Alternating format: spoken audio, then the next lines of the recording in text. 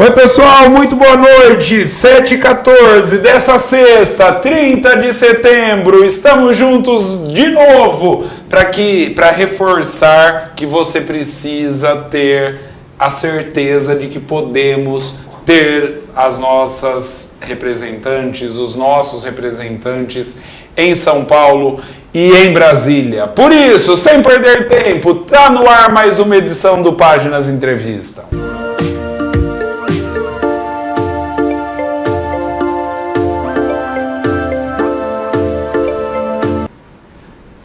Seja muito bem-vinda, seja muito bem-vindo a nossa professora Cris Banhol aqui, ó, bancada da educação e da luta, que veio e apresentou propostas, isso que é interessante. Vocês já sabem a respeito do tempo de 15 minutos, hoje a gente vai tentar fazer isso aqui valer. Eu só vou aproveitar a Cris aqui do meu lado para reforçar aquilo que a gente vem conversando, principalmente essa semana. Seu patrão, e estou aproveitando a Cris justamente porque ela luta muito para que isso não aconteça. Seu patrão está te pressionando para votar para determinado candidato? Diga ao seu patrão que você vai votar nesse candidato. A hora que você for votar, você vota em quem você quer. Vote nos representantes da nossa região. Se o problema é o presidente ou o governador, não tem problema, vote em quem você quiser, de preferência o contrário do que seu patrão pediu. Se o candidato te deu dinheiro, te deu caixa de cerveja, te deu camisa de time, pegue, aproveite, dá tempo até de pedir, caso você saiba de candidato que está dando as coisas por aí. Mas no dia de votar, não vote nele, porque tudo que ele está te dando já saiu do seu bolso. Era para estar na Santa Casa, era para estar na criação de emprego, era para estar na saúde. E sabe onde está? Tentando comprar o seu voto para que ele continue lá, ou para que ele vá para lá. Por isso, não faça isso. Faça o certo. Escolha as candidatas, os candidatos decentes da nossa região. Agora sim. Boa noite, Cris, tudo bem? Boa noite, Boni, tudo bem? Viu? Antes de mais nada, eu queria dizer o seguinte. Ela tá sempre aqui, né? A Vera. Uhum. Por que a Vera não participa dos debates e o padre que não é padre participa, Cris? Agora, com a participação do falso padre e o impedimento das verdades que a Vera tem para falar, fica mais evidente, né? A gente no PSTU tem verdades muito importantes para a classe trabalhadora. Hoje eu vou falar aqui na velocidade 2. Não, agora a gente está conversando. Sim, ainda. Mas, e aí o fato da Vera ficar excluída dos debates, de um debate que leva um falso padre, demonstra o quanto que essa democracia tem de compromisso com a verdade, né?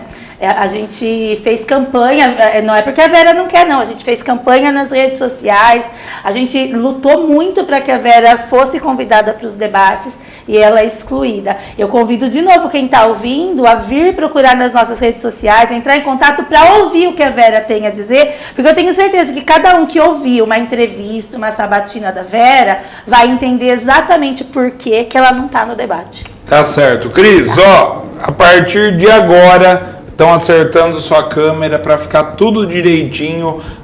Viu? É bem professora, com o caderno na mão mesmo. Não é cola de aluno que não estudou para a prova aqui na mão, é estudo de professora com bastante coisa para falar. Viu? E a partir de agora, como é o último dia na internet, se amanhã ainda tem o dia para fazer campanha, acredito que fará. Pode ir bebendo água mesmo, porque ela vai falar na velocidade 2 do WhatsApp. Ou então, para quem é mais antiguinho como eu, na velocidade 5 do CREO. Isso aí.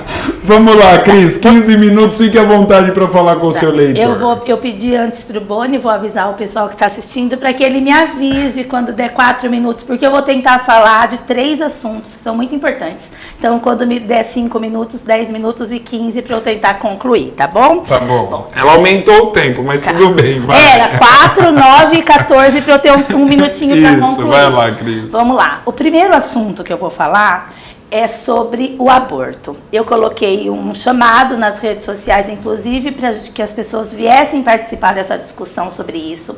Eu sei que ele não é um tema de discussão, de decisão em âmbito estadual, que é onde se propõe o meu cargo, e também sei que é um tema que muitos candidatos deixam de falar para não perder voto e outros falam com argumentos morais para fazer palanque eleitoral e ganhar voto. Mas, na verdade, nenhum deles preocupado de verdade com as vidas. Então, eu preciso falar sobre esse assunto, porque não dá para a gente fechar os olhos, os ouvidos e a boca, enquanto o Brasil tem por ano quase 1 milhão de abortos por ano, e chega a morrer 4 mulheres por dia em consequência de abortos clandestinos e também fora as sequelas que ficam para as mulheres e para as crianças por conta dessa clandestinidade das tentativas de aborto. Então, eu não posso, em nome de garantir o meu voto, me abster de fazer essa discussão. Então, o que eu quero dizer é que a lei vigente, ela não evita o aborto, ela não previne o aborto, ela não protege vidas. O que ela faz é esconder a morte. Então, quando a gente faz uma discussão sobre legalizar não é abortar, e nem é incentivar o aborto, e nem é definir o aborto como um método contraceptivo. Legalizar é descriminalizar, deixar de ser crime para tratar como uma questão de saúde pública. Porque se as mortes estão acontecendo, os abortos também, a gente precisa... não dá para fechar os olhos para isso. Não dá para deixar de conversar sobre isso e fingir que não está acontecendo. Isso não protege a vida, como eu disse, esconde a morte. Então, olha só, eu vou até pôr aqui para poder explicar melhor. Isso. Quando a gente traz a discussão... trazer a discussão do aborto para a rede de saúde pública, eu tenho alguns ganhos em relação a isso e eu quero ver se eu consigo fazer as pessoas entenderem. O primeiro ganho é que eu consigo mapear. Hoje, os dados sobre o aborto, eles são subnotificados, porque é crime, então fica escondido. Eu conseguindo mapear, eu consigo entender onde, como e por que está acontecendo e consigo investir em política pública para poder prevenir. Política pública para a educação sexual, que ela é importantíssima para evitar abuso sexual, proteger nossas crianças e adolescentes de abuso sexual, evitar gravidez indesejada, evitar, inclusive, doenças sexualmente transmissíveis. E aí, atendendo na rede de saúde, as intenções de aborto, eu consigo acolher essa mulher. E se a mulher ela quer abortar porque ela não tem condições de ser mãe, porque ela não tem uma casa, porque ela vive numa situação de violência doméstica, porque ela não tem emprego e condição financeira de sustentar esse filho, eu posso, dentro da rede pública, oferecer uma rede de apoio e evitar o aborto para dar para a mulher o direito de decidir ser mãe. Eu também consigo evitar as reincidências, porque também é subnotificado, mas tem índices de que as mulheres, que na verdade a idade média das mulheres que abortam não são as adolescentes, são mulheres que são mães, que têm uma idade já avançada, né, e que elas abortam, na maioria das vezes, pela falta de condição de ser mãe. E aí eu consigo, atendendo essa mulher, tratar... E no caso do aborto ser concretizado na rede pública, tratar de método contraceptivo eficiente para que ela não volte a abortar. Só que tudo isso carece de investimento. Você imagina receber essa mãe, essa mulher, dentro da rede pública de saúde e ela dizer que ela não quer abortar, mas ela não tem lugar para morar, mas ela não tem salário para sustentar o filho. E o Estado ter que dizer para ela, porque não investe, porque desvia os recursos, como a gente vem falando nas outras entrevistas, dizer para ela, não pode abortar porque a gente não vai resolver nada disso. Então, o que esses discursos inflamados que tratam o aborto como uma questão moral e não permite uma discussão séria para salvar a vida das mulheres que morrem nos abortos clandestinos, eles não têm preocupação com a vida e nem preocupação com a moral, eles têm preocupação com esses interesses, que é para que o Estado se exime da responsabilidade, deixa a responsabilidade como crime nas costas da mulher e aí fecha os olhos para os abortos e para as mortes que continuam acontecendo. 5 minutos. Deu 5? Só para concluir esse assunto. Então, ele é muito mais sério, muito mais importante do que a gente conseguiu tratar aqui, mas eu espero ter deixado uma sementinha de vocês entenderem que a discussão moral ela é usada para esconder essa discussão de interesses. Tem também uma questão da superexploração da mulher, que é relacionada ao capitalismo, e eu já vou fazer um convite ao vivo aqui para você, para fazer uma live, um debate para a gente aprofundar nesse assunto, inclusive com outras pessoas, aí para depois das eleições. Mesmo porque o Central Entrevista segue depois das eleições, obviamente, vocês vão ver a partir de domingo toda a nossa cobertura das eleições, já estou convidando inclusive vocês, depois das 5, assim que as urnas fecharem, aguenta o Boni, que o Boni vai falar tanta verdade domingo que vocês nem imaginam. Vai, Cris. Tá joia. E a nossa luta também continua. Só para fechar, o que a gente defende em relação ao aborto é o seguinte: educação sexual para prevenir, investimento em método contraceptivo para prevenir, né, para evitar a gravidez indesejada, e aborto seguro e legal para não morrer, para que as mulheres não morram. As mulheres que morrem são mães, são filhas, tá? Bom, agora eu vou falar sobre a questão...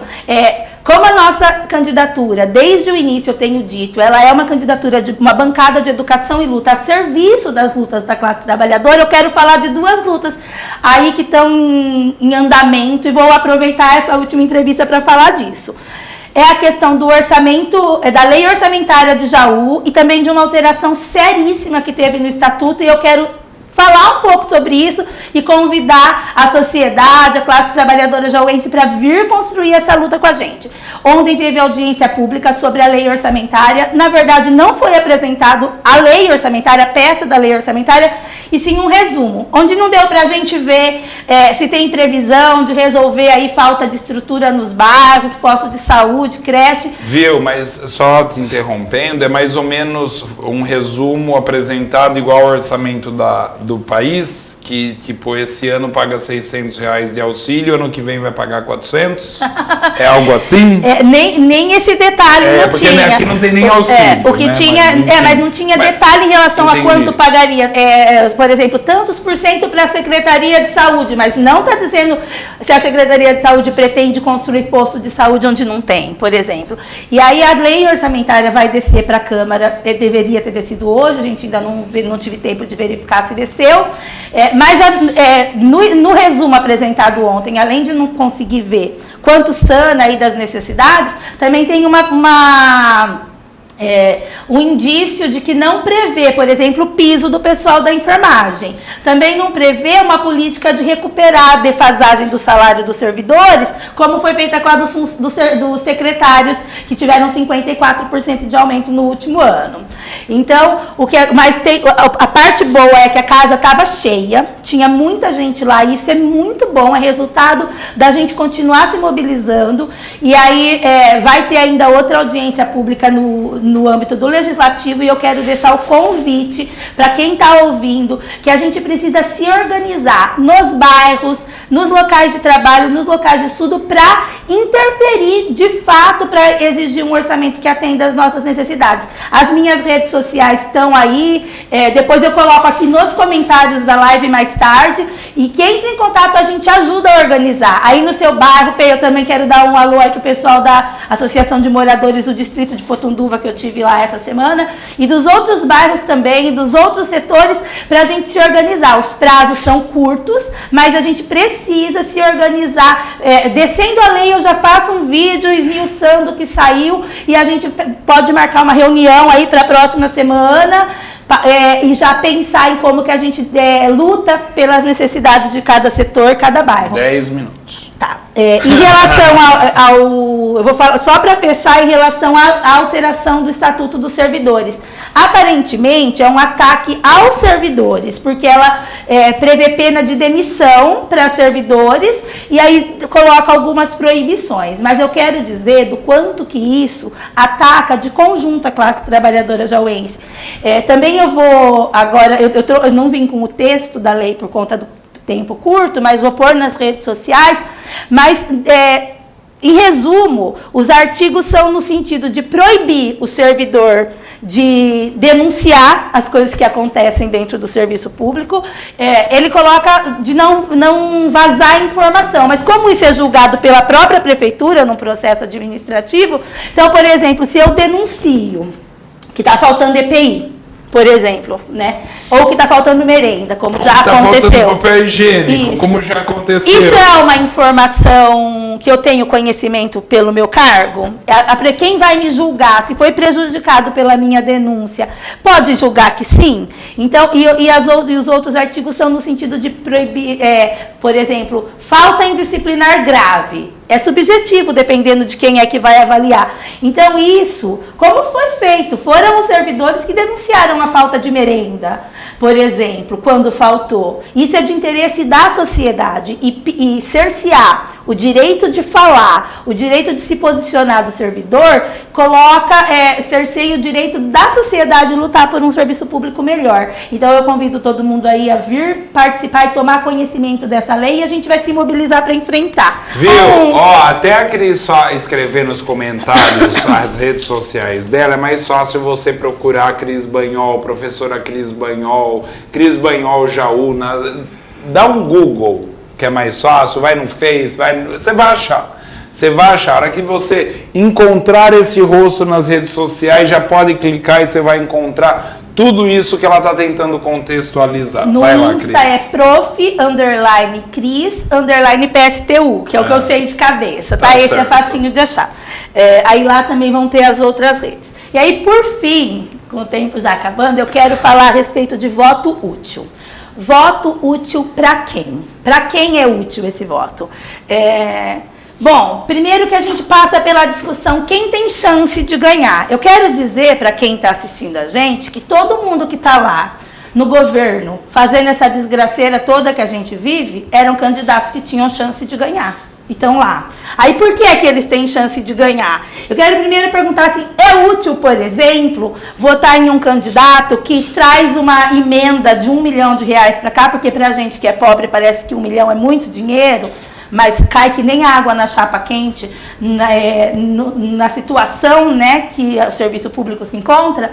É útil votar nesse candidato que traz uma emenda de R$1 milhão, que fortalece um partido que lá em Brasília ou lá na Lesp está votando para desmontar o serviço público. Está votando, por exemplo, na lei que congelou por 20 anos os investimentos na saúde e educação. Está ajudando, por exemplo, o governo vir desmontando a educação, a saúde pública aqui no estado de São Paulo. É útil, né? Então, essas emendas elas servem para ganhar votos, mas não para resolver a nossa vida. E não resolve, a gente está vendo que não resolve. É útil, por exemplo, votar em um candidato que vai ter uma campanha bem cheia de dinheiro e que é financiada por interesses que são contrários aos nossos da classe trabalhadora. E aí, em relação a isso, eu quero dizer, por exemplo, quem alcançou mais pessoas, né? Por exemplo, quem consegue chegar mais longe, entrar em todas as casas para pedir o voto de toda a classe trabalhadora. Por exemplo, a minha campanha, que foi construída com R$6 mil, porque o nosso partido é um partido da classe trabalhadora, construído com as condições e a garra, o esforço militante da classe trabalhadora. Ou, por exemplo, da outra candidata que teve aqui, R$341 mil. Então, por exemplo... Nossa, quanto? R$341 mil. Olha o dinheiro correndo surdo. Então, até o comentário, além do impulsionamento nas redes sociais, até os comentários lá podem ser pagos com esse dinheiro. Não estou dizendo que são porque eu não sei. Agora, quem vai chegar mais longe? O padre falso que estava no debate ontem, ou os demais candidatos que são previamente escolhidos para a gente pensar que só tem aqueles, a gente tem que decidir entre algum deles, ou a Vera, que é excluída dos debates, não pode ir lá levar o nosso programa. Então, o que eu quero dizer 14 minutos. É que tem um controle econômico sobre as eleições. E esse controle econômico é para manter o governo nas mãos de quem controla as eleições para continuar esfolando a nossa gente. A gente precisa construir uma saída que seja para a classe trabalhadora. E é isso que a gente faz com as candidaturas do PSTU. Eu quero dizer o quanto é útil o voto. Os governos... Fique à vontade. Usam. Mesmo porque... Não, porque eu também falei e tem que tomar água, não adianta. Dá uma secadinha, só uma molhadinha na garganta para tentar concluir esse assunto. Bom, o que eu quero dizer é que... Deixa eu só retomar, que eu parei para beber água, deixa eu retomar. Para meu tempo um segundo. Tá bom. Eu quero falar sobre a utilidade do voto. Os governos passados, depois de passadas as eleições, a gente sabe que a imensa maioria dos candidatos, eleitos ou não eleitos, eles desaparecem. Um minuto. E aí... o voto que a gente dá nos candidatos desse sistema é a confiança que a gente dá para eles continuarem esfolando a gente, aplicando sobre nós as leis que nos esfolam, que tiram direito, que prejudicam os trabalhadores. Cada voto no PSTU, cada voto que for dado na Vera, no Mancha, que é o nosso candidato ao Senado, no Altino para o governo do Estado, na nossa candidatura, são votos que vão mostrar para eles lá em cima quantas pessoas que não foram iludidas pelas campanhas que são financiadas por esse mesmo sistema. E são votos que fortalecem a gente para as lutas que vão continuar depois das eleições, para a luta pelo orçamento aqui de Jaú e por aí afora, e tantas outras, pela revogação das reformas e as propostas que a gente veio apresentando aqui nas outras entrevistas. Então, por isso eu quero pedir o seu voto, pedir para que você, no dia 3, lá no... Dia 3, né? 2. Dia 2. No dia 2.